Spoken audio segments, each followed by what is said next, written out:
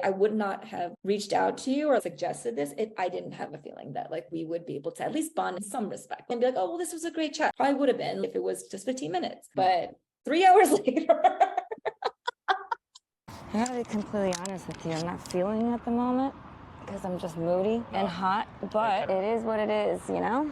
That's the vibes of Taiwan, I think. Yeah, it is what it is. It is what it is. Well, let's just do a quick intro. We're in Taipei. I think you guys know me, Sujin, and this is Matt. Yo. Matt and I met a year ago. We both were taking a YouTube course. Thousands of people were at that time taking it all around the world. Yeah. It's a big one. But we were drawn to each other through our intros, actually. Hi, I'm Sujin. APTYA, my name is Matt. I am from Calgary, Canada. I am from New York, but currently living in Mexico City. And he at the time was 24, I was 42. We were surprised at how much we had in common. I mean, especially since we both had the same greater goal, right? Which is to get our YouTube going. Yeah. I wanted to do my usual food content, eat and talk, but look, I'm getting over the stomach flu. This guy doesn't even like food. So you know what, fuck it, at least we got our teas. You got a light oolong milk tea latte, iced. I got the dark roasted oolong. Warm. Not even hot, just warm. Yeah. We don't have a script, but I thought that we can just talk about finding our niche, how difficult that can be, and in general, how challenging it can be in just our journeys. Figuring out what our niche was, my response is just simply what you're passionate about, right? Because people want to see genuine reactions and authenticity, and the only way you can really do that is to be genuinely passionate about something. You're vlogging, but then your real passion was what? Music. Right. And so talk a little bit about your journey with that. Yeah, I mean, when we started, when you give a self-introduction, you kind of talk about your life, right? And every person is more than just their favorite hobby. And I'm like, okay, yeah. And my name's Matt. I love music. I like to sing, play piano. But I'm traveling through Asia right now, you know? I'm this age. I'm this kind of personality, you know? Like, every single person is multifaceted, whether you like it or not. So for me, I wanted to share music, but I think quite quickly what I realized is that a lot of other people are interested in me for different things than just my passion. And so for me, when I started, more people were interested in my journey as a Chinese Canadian that completely grew up in North America, living in my motherland for the first time in my life. That's what connected with people.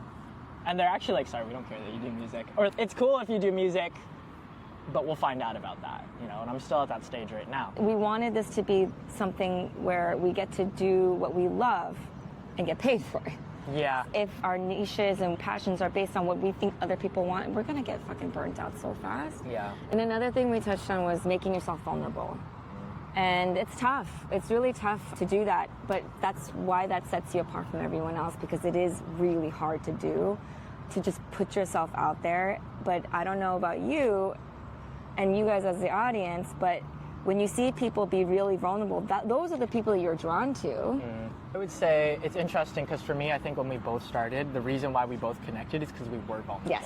My main issue with my channel is that I can't get past the perfectionism that I am cursed with. I don't really think I have like a lot to give in the sense that I'm still young, so I don't have like business or work experience, that kind of knowledge or wisdom. I just have myself, and I think that me being myself is enough to relate to some people. We put it out there and we're like, this is my story, this is what I'm going through, this is what I want. And both of us were like, that's fucking sick. Like, I'm on board. As time went on, I think I actually came running through the gates. So for me at the very start, you know, I went to a other side of the planet and I was like, I don't know the language, I don't know the culture, I don't know anything. I think people really connected with that. Yeah. Now that I've been living in China for a year, what happened is like I learned so much about the society that I started to get used to it, and I started to get comfortable again. And I started building on habits and customs that the environment had shaped into me. I watched my social media performance go downhill because suddenly I was just doing what I know. And what everyone else was doing too. Exactly. The fact that we're 2 decades apart and we're experiencing similar challenges and have similar goals. That was what was really, really cool and what made us connect. Our very first call that we decided to have was like a 3-hour long call. And neither of us expected that, but we just had so much to share. And he pointed out, he's like, you know, I met with people closer to my age and that were in the same niche as me, but we didn't really have that much to talk about. And then you put us together. I'm in fashion styling, you're in music, you're Canadian, I'm American. With all those differences, we still had so many shared things. And through that year, when I was in Mexico and he was in Shanghai, we still stayed connected and kept each other posted on things and on our growth and gave each other words of encouragement through either videos or voice notes or things like that. And yeah, so a year later, I'm doing a big trip and I'm like, I'm gonna be in Asia, I'm gonna go to Taipei. Are you interested in meeting me? Here we are. Boom. We finally met. There she is. Hi. Oh my God. Good to meet you in the flesh. What is this? This is... Oh, we're not talking about this. We're not talking about it. Like, got to our accommodations and we're just sitting there and we're like, I feel like I'm talking to you through Zoom except you're in person, you know? It's so important to connect with as many other people doing what you're doing as possible, because it gets really lonely and it's so easy to feel discouraged and want to give up. But you just have even one conversation with another creator, someone else, like another musician, it really gives you that boost you need and that reminder of why you're doing what you're doing. Yeah. And I know every time he and I talk and really have a session together, it gives us that boost that we need. And we do need it. No matter how successful you are, you can get in your head. And it's hard to not let the outside bullshit get in the way too, and comments. And I don't care what the fuck any creator says, that shit does not get easy. So you need the support of others always. That's applicable to anything. Oh, it's hot as fuck. Oh, I didn't even show you guys where we are. So we are in beautiful, gloomy ass. It's a very muted city. You know what it is? It's just we're in Asia in the summer and it's hot and it can get a little gloomy and it's rainy at times, and I get affected a little bit by the weather, so I'm feeling a little meh at the moment, but that's the vibes. That's the vibe. You know, for us, it's also about 12 months since we Yeah. kicked off everything, so this seems like the right spot to kind of just do a yearly review kind of thing. Yeah. So that will be cool to see where we are a year from now. 1 year into doing this, do you have any regrets? No. Well, I guess I wish I had done it sooner. I think that's what every creator says. That's about it. That's literally the only regret. So Matt asked me why I'm doing this, like what's driving me, and my reason was that I'd always wanted to share my life with people and connect with people. I'm an introvert though. It's not like I just go out and make friends, but with technology and just where we are now, this is how I do it. And if there's a way to support my life and still do this, then yeah, fuck yeah, I'm gonna do it. I'm gonna figure it out. And that's what it is. And you're doing a damn good job at it. Thank you. You're welcome. Look at us, 1 year in. 1 year in, we're still going, we're doing this. We went from cheering each other on from Zoom to sitting in front of a river here in this gloomy city in Asia. And the other thing is you can't rush the process, you know? I think we live in such a world where things are so instant, but...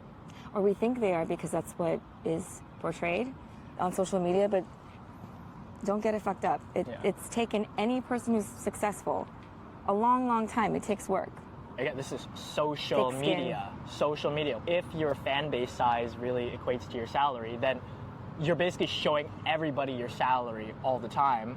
You're also showing everybody your life all the time. Like, it's a level of transparency that we've never had to deal with in real life before. Yeah. What are we doing? Just kidding. My final thoughts. The reason why I wanted to touch on this was to kind of just show you can get into content creation at any age, at any point. If it's something that you really want to do, regardless of what your niche or passions are, you should do it. Just be true to yourself. It sounds trite, but it's true. Start now. Just start now. Yeah, just start. It's a long road. Start now. And it's not too late. Don't get discouraged by the haters. There are always going to be people that want to bring you down, just in anything. So fuck them. Yeah. Find people that are your family and that support you. Find your people. All right. Like us. All right, that'll be it. for today, for this episode. And we'll try to do at least an annual thing with this. Back here or another country? Different country. Let's try a different country. Different time of year, too. Sunny, Yeah. beach, Yeah. mimosas in hand. There we go. All right. So how are we supposed to end YouTube videos? Like and subscribe. Oh, I'll tag him and his channel in the description. And yeah, I don't like and subscribe. You know what to do if you're into this. All right. Bye-bye. Thank you.